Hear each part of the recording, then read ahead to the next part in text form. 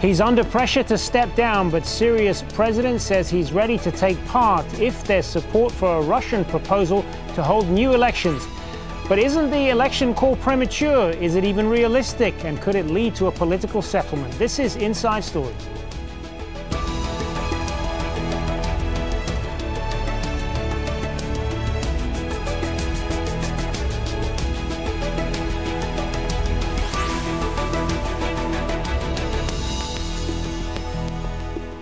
Hello, welcome to the program. I'm Hazem Sika. Syrian President Bashar al-Assad has told Russian politicians he's ready to take part in elections if there's popular support for the vote. He said a political deal may be reached only after the defeat of what he called terrorist organizations. He's hoping to achieve that with the help of Russia's airstrikes. After almost a month of attacks, Russia now appears to be launching a new diplomatic push. Foreign Minister Sergei Lavrov says the Kremlin wants Syria to be ready to hold parliamentary and presidential elections. I think the right understanding of the situation in Syria is coming, and it gives us hope to move the political process on in the near future, using external players to put all the Syrian leaders at the negotiating table. And of course, we have to prepare the parliamentary and presidential elections. Well, earlier this week, the Syrian president made a surprise visit to Moscow. Bashar al-Assad held talks with his Russian counterpart, Vladimir Putin. He thanked the Russian leader for the military and political support. It's believed to be Assad's first trip abroad since the war in Syria broke out over 4 years ago. And on Friday, foreign ministers from Saudi Arabia and Turkey joined the talks between Sergei Lavrov and U.S. Secretary of State John Kerry in Vienna. The diplomats put forward new proposals to revive the stalled negotiations on Syria. But President Assad remains the main obstacle for a solution. Russia insists he must be included in the political transition, while other countries say he must step down. Here's Saudi Arabia's foreign minister. We discussed a way forward for Syria. We need negotiation for political solution that comply with the principles of Geneva I. We need to get all parties around the table, and we need to create national institutions and a new constitution that can preserve the unity of Syria. But Bashar al-Assad can't play a role in the future of Syria. So let's get the thoughts of our guests then. Joining us here in the studio is Jean-Marc Rickli, Associate Professor at the Department of Defence Studies, King's College London, and Associate Fellow of the Geneva Centre for Security Policy. In Jeddah, we have Khaled Batarfi, Senior Columnist for the Saudi Gazette, and joining us via Skype from Moscow, Alexander Konovalov, President of the Institute for Strategic Assessments and former Director of the Centre for Military Policy. Good to have you all with us. Let me start with you then, Jean-Marc. What do you make of these latest developments and the proposals from Russia? Right. Well, if you look at that, it's very much in line with what happened for the last month. Russia is keeping the diplomatic momentum going and is trying to seize opportunities. But then obviously the whole question of preparing elections in Syria is questionable on two fronts. Basically, the first one is the real reason behind creating election or setting up elections. How can you basically organize election in a country which is highly divided after a civil war? What will be the representation, the political representation of this election, bearing in mind that 4 million Syrians are refugees, half of the country has been displaced, so you have an issue here. The second issue is timing. Why is Russia trying to put forward this proposal now and not a month ago, where basically it could have done so, but Assad was much weaker. So the timing, it's either too early or too late. And too early in a sense that in order for having elections and changing the dynamic of the conflict, you basically need a clear winner on one side or the other. And right now, basically, the opposition is not weak enough to probably comply with the demand of the Russians. Well, let's get Alexander Konovalov's view of that then. Alexander, I mean, can meaningful elections take place in Syria in this kind of climate when you have a country that is in the middle of a civil war? Hundreds of thousands of people have already left the country and continuing to leave, as we're seeing with the refugee situation in Europe. Is it realistic at all? I think that the position of the Russian political leaders starts to gradually evolve, and comprehension is coming that the situation in Syria doesn't have pure military solution. And Russia starts to comprehend as well how difficult and complicated is the problem it is trying to solve in Syria. Of course, the only way to reach reasonable and positive results is a political way. But how to implement this right now, frankly speaking, I'm not sure, because war is continuing, and the country is divided, refugees and so forth. And I'm afraid that the situation will continue to deteriorate, and maybe it will result in necessity to discuss new political structure on the territory of former Syria. No, I think most people will agree with you that the ultimate solution in Syria will have to be a political one, but is it one that involves having elections at this time? I mean, if you look back at the last presidential elections in June of 2014, in which Assad was re-elected for another term with 88.7% of the vote, and it was largely dismissed by the opposition and condemned internationally. Why should this election be any different, and why should it have any more credibility, particularly in the situation that Syria is in now, even worse off? Of course, the only way to take into consideration the views and will of total Syrian population is election. But right now, somebody from outside should bear responsibility, maybe international forces, to keep the stability and safety and security during the elections. Because right now, to organize elections in Syria, it's absolutely impossible. Khaled, Batarfi, what's your view on this then? Well, my view is the whole thing is going now around one person. For this person is at war with his own people. 11 million people were displaced, a quarter of a million were killed, and this person insists on staying in power, even if he was innocent of all the crimes he was accused of. All these things happened under his watch, and if he was a chairman of a company, he should have resigned a long time ago.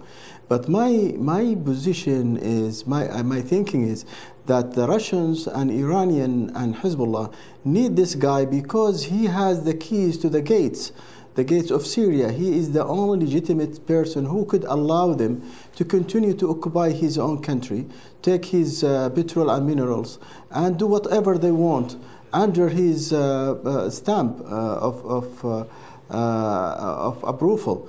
And that's why they need this one person, and they could sacrifice the whole country for this one person. Do you think that ultimately there could be a political settlement to this, though, that Russia could use its influence in a positive way? They could use it, but now they are part of the problem. They are an occupier. They are an invader. Their forces is fighting in Syria. How they could be part of the solution, I don't know. But they should be in the same table, sitting with Assad and his regime and Iran and the others, and the rest of the world should be sitting on the other table. They cannot be a referee. They cannot be a neutral, as they were trying to appear before. Now they are part of it. They are in one camp against the other. So I don't know how the Russians will find that enough is enough, and Bashar is cannot survive this, and they cannot re-elect it by any mean. We know about how social democracies works. They could elect anybody they can. They did it in Ukraine. They elected the people they wanted. They did what they ever. But this is not going to happen in Syria. It's not going to happen under our watch in this region. And they will eventually find that they will lose more than they win by continuing to invade Syria and occupy it. Jean-Marc, if I turn back to you then, to what extent could this be seen as Bashar al-Assad saving face politically? That he could say, you know, in the end, he could say that he did try to find a settlement, he offered elections, but it didn't happen. I mean, is that credible, you think? Right, yeah, but there's one way to look at that. Another attempt to say, hey, I tried the solution, it didn't work, see who actually is stopping the political process. I think that the Russians are trying to change the situation on the ground, and the way you can read that is that basically they're trying to, there are two levels, if you want, of conflict, of three, the local one, the regional one, and the international one. The Russians are appealing to the regional level, i.e. the American, the West, in the sense that the West is ready to consider a solution that would involve a transition of power if it is to fight ISIS. And therefore, the Russians are trying to play this court. The problem is that at the regional level, be it the Iranian side or Saudi side, there is absolutely opposing views regarding whether Assad should stay in power or not. And there you have the situation is blocked. The third level is the regional one, trying to force the situation on the ground. And what we've seen so far is that the bombing of the Russian aircraft have been mainly on the opposition, on the Free Syrian Army, and not so much ISIS. So what it creates a situation where the people are alienated against the Russian intervention, and there is a fairly good chance that these people will actually join the jihadists on the ground. So probably the idea behind the Russian initiative is to split the conflict, which is now divided almost in four parts into two, which is Assad, pro-Assad or Syrian regime versus ISIS. The international level, there might be some appeal to this solution. I doubt at the regional level and on the ground, this is going to work. Alexander, what's your view on where Russia can ultimately take this? Because there are questions about whether Russia is really an honest broker in this, when they have sided so clearly with Assad, lots of evidence to show that they've attacked moderate rebel groups who are fighting Assad as well as ISIL. You see, I disagree a little bit with my colleagues who are saying that Bashar Assad is a guy that Russia needs, that Iran needs, and Hezbollah needs. Russian leader already stated several times that we are not fighting for Bashar Assad, we are fighting for stability and safety and security in Syria. Imagine for a second that tomorrow Bashar Assad leaves the country and Baghdad is taken by the opposition troops. Massive murders and new wave of refugees will be results. That is why our problem is how to ensure the possibility of elections itself and not to allow to transform this process in the new national disaster. But I go back to the point that was made in my question about the fact that among the targets that Russia has hit are moderate rebel groups who are fighting against Assad, and in many cases have been fighting against ISIL, and that this is compounding the problem, and this is what is worrying the other Arab countries like Qatar and Saudi Arabia, who have been backing these groups. What do you say to that? I already said that from the very beginning, Russian leaders oversimplified the situation in Syria. They simply divided all the fighting parties into two non-equal shares. One is fighting for the legal, legitimate president, Bashar Assad, and the second, terrorists from Islamic State. It's oversimplistic and not adequate assessment. And now Russia comes to a conclusion that it was a mistake. Khaled Batarfi, what's your view on that? Well, I think eventually the Russians will realize their mistakes. They realized it in Afghanistan, and they will realize it again in Syria. and it's worse in Syria because they are in the middle of the jihadists. They came to their nest, and now the whole Syrian groups are uniting with each other and with the Syrian people against the invaders, whether they are the Russian and or the Iranian. And another problem is it's the sectarian problem. They are making it even worse. It's now become clearly a holy war because the Orthodox Church is blessing this war, and the Iranian religious leadership is blessing this war, and it became like a crusade with Shiite, and it has a history because it happened before against the Ottoman powers, the Ottoman Caliphate, when the Iranian Safavis with the Russians, the Caesars in Russia, fought the Sunnis in the same area. So it's like history is repeating itself, and if it take this turn, it will make it, and it started already. The ulama and scholars, Muslim scholars, are calling it a holy war, and against the Shia and the Orthodox Christians. I hope it's not like that, but that's the case. That's how it's seen in our region, and that means that every Sunni in the region will be called on to fight this crusade, and at the end you are playing in their field. You cannot win. Jean-Marc, is this history repeating itself? Right, in a way, yes. What the Russian intervention has changed on the ground, as was just mentioned, is that they have focused now on fighting a holy war, which was not the case previously. So basically, what you can expect is a very strong retaliation from the people on the ground, and the fact that they have been bombed for 1 month doesn't help to give much credibility to the Russian initiative. So again, probably the intention of the Russian is to create this bipolar situation underground, so that at the end of the day, people will have to choose between a Assad, pro-Assad slash Free Syrian Army regime versus ISIS. But this plan might actually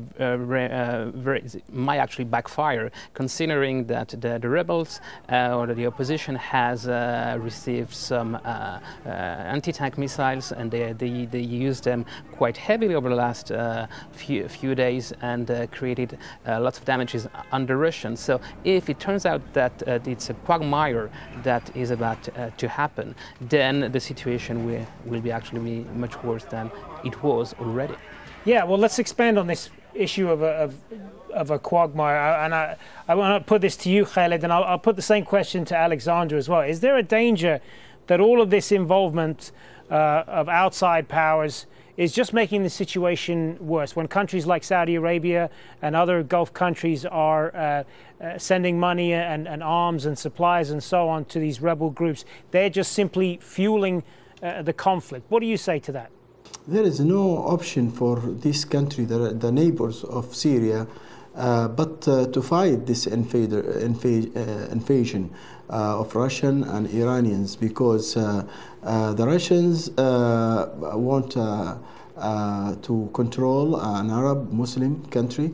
The Iranians want to link Lebanon with Syria, Iraq, and their brother land, and create kind of Farsi empire that will circle those countries. So, and Yemen was part of the circle. So they cannot afford to do that. They cannot. Yeah, the Russians themselves, when they thought that the West were trying to get Ukraine into the European Union, or if they thought that They will be part of NATO. They won't accept it. America, when Cuba was having missiles, Russian missiles, Kennedy was willing to start World War III. So this is national security, and there's no joke about it. I mean, the Arabs have no, and Turkey also, have no option but to fight this invasion to the end. And fortunately for them, they are not committing troops. There is no loss of souls, but the Russians are committing troops, and beside money and all, and the Iranian too, and that's a lot of cost for them. Alexander, while there are many who have welcomed Russia's direct military involvement in the conflict, there are those, again, who say that this is just adding more fuel to the fire. What's your view on that? My view is that Russia made the main political mistake when allowed to engage itself in the multi-century length inter-Islamic conflicts, and to its own surprise, as it seems to me, found itself on the side of Shia Muslims. It is a very big surprise, especially because absolute majority of the Muslim population of Russia itself belongs to the Sunni branch of Islam. That is why it is devastating and undermining domestic stability in Russia. That is why Russia now will be more and more ready for any political settlement, for any political solutions. Because now my feeling is that for Russia the most serious problem is how to get out of this war. Jean-Marc, is there? I mean, if we try to look at this from in a positive way, this kind of closeness alliance that Russia has with Assad could work both ways, couldn't it? I mean, will they ultimately stick by him, or is it possible that they could use their influence to just kind of slowly nudge him out and just basically say, look, the game's up. This is only going to be settled if you step aside. You think that scenario is possible? I think it is. I think the Russian interests in Syria are not so much to save Assad's regime, but to protect Russian interests in Syria. As long as Russia can keep a regime that is friendly, that could work. The question is, does Iran think the same? And what you have now on the ground is a division of labor between the Russian and the Iranian, the Russian taking care of air power, and the Iranian providing ground troops. And the interests of the Iranian are probably to keep Assad in power. On the other side, you have the Saudis, and the Saudis really don't want to keep Assad in power. Are they ready to consider a transition government where some members close to Assad would be in power? That's a question that should be asked in Riyadh, but I don't think so. So just in the minute or so that we've got left, how do you see this playing out then? Do you see further conflict in the short and long term?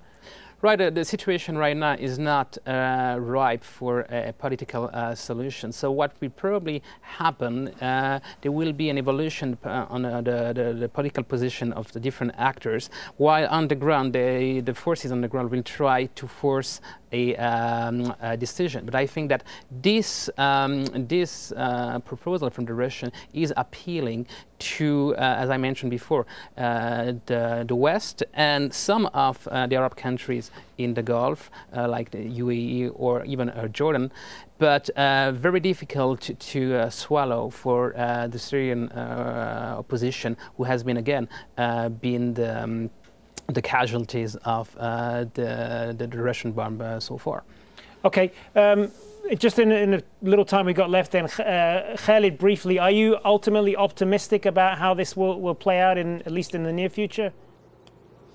Yeah, because I believe what is taken by power will only be gained by power. And the only solution is for the weaker to become stronger. And once the Syrian army, which is in this case similar to the Afghani Mujahideen, get the upper hand, then the others will have to withdraw. I mean, Iran failed miserably. That's why they needed Russia in the past. And when Russia failed also, then they will be looking for a political solution. And on that, we're going to have to leave it. Thank you to all three of our guests, Khaled, Batarfi, Alexander Konovalov, and Jean-Marc Rickli. Thanks very much for being on Inside Story.